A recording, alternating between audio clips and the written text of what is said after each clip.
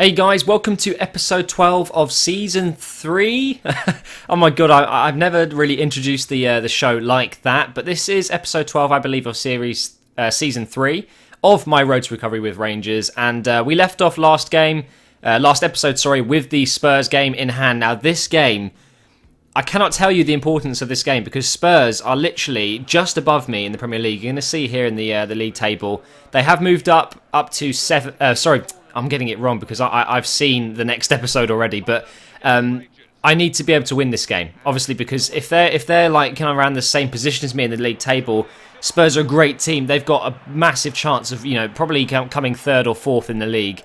I need to beat them in order to kind of solidify. I don't know the actual word there. That's a fail, isn't it? My position in the league, because obviously I want at least 6th or 7th, but we get off to a pretty shaky start here. Adebayor. I can't deny it. I don't like him as a person after what he did to the Arsenal fans. When he celebrated that goal for Man City, it was absolutely diabolical of him to do that.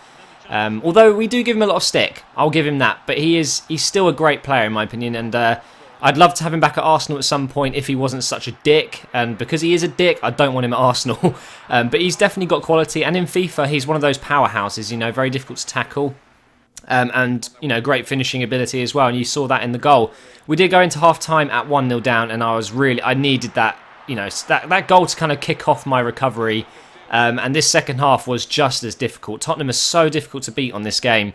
They often do well in my Premiership leagues. Even in FIFA 12, they always came top 4. Really good squad with lots of potential. But Mbakogu, how many times have you seen him score a goal like that? Playing in this 4-2-3-1, it really unleashes his ability because he sits out on the right, and I quite often find him in some open space. He's got a high attacking work rate, and he's always just there. And he got me the 1-1 there, 1-1 full time. A point against Tottenham, I will definitely take that because that means we stay above them at the moment, and you'll have to see if they do overtake me or not. Hopefully, I'm not going to be dropping any more points towards the end of the season. There's only, I think, about 7 games left.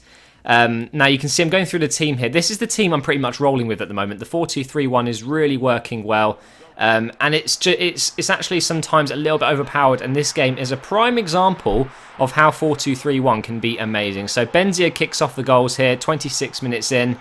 I've said this a couple of times. I'm not sure if I'm a massive fan of Benzia. I probably wouldn't buy him again.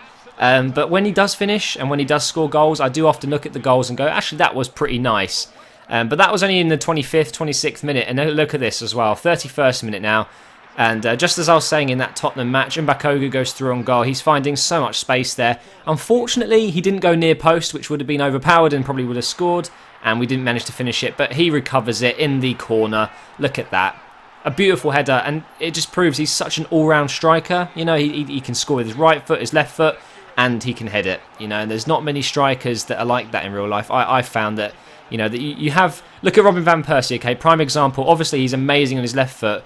He does score with his right foot every now and again, but you'd always see him try, at least, to get it on his left. But he can score with his head.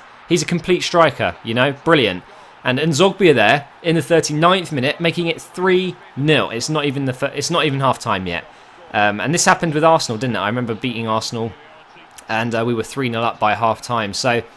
let's see if I can keep it up in the second half, because what I found so far is I do great in the first half, going 3-0 up. And then in the second half, I just play like shite.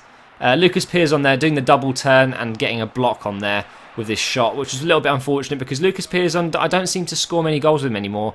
Obviously, I used to play him up front in a 3-5-2. He used to get a lot more goals like that. Talking of great goals from Lucas Piers I'm sure I'm going to be doing goal of the season soon. And yes, I haven't forgotten about Arsenal goal of the season. I'm still going to be doing that. But Lucas Piers, I'm sure, will be in that top 5 goals. Wigan do pull a goal back. They are my bogey team from my Arsenal career mode. They beat me, remember? It was a real pain in the arse towards the end of the season there. Which, of course, I went on to win, I think it was. Oh, my God, how can I not even remember that? It was months ago, though. But they did pull a goal back, but it was obviously too late. 3-1 is the final score in this match. Great result there at home against Wigan.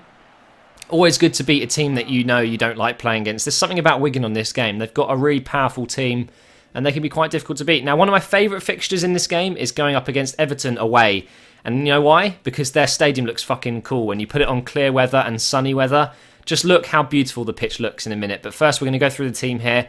Just check that everyone's fitness is high, because you don't want to start a match with some tired players, because then you're going to have to waste substitutions. And look at those stats on Mbakogi, by the way. I wanted to check out some of my player stats, see how they're improving. You'll see a squad report coming up in the next few episodes. But Mbakogi, he is overpowered, man. His stats are just insane. Strong, fast, good finisher, good in the air. He's the complete striker that you'd want. But look at the pitch. Now, I think Cal Freezy in his QPR season, he uses this stadium. And I think if I do another low league team at some point, I'm going to try and use this stadium. You know, like you can edit it at the start, because it's a really nice stadium. And look at Hope here. What the fuck? All right, okay, who's Hope? I'm really confused, because he's number 37, so that can suggest, you know, he's kind of like a reserve player or a substitute, but I've never seen him play for Everton before, and it was an awful shot, and we really pounced on that mistake, because Benzia gets through on goal here. Don't forget, he's playing as a cam. His work rates are pretty atrocious. He has a medium attacking, a low defensive, so he's never really in those high up at the byline, I guess, positions up against the defensive line. But that time he was, so I just thread it through, and it was a great finish. Finesse shots they seem to only work if you tap them. But look at Fellaini's brute strength there. He completely flattens me, and then they go through and score, and then everything I just said about Hope, I take it back. What a great finish.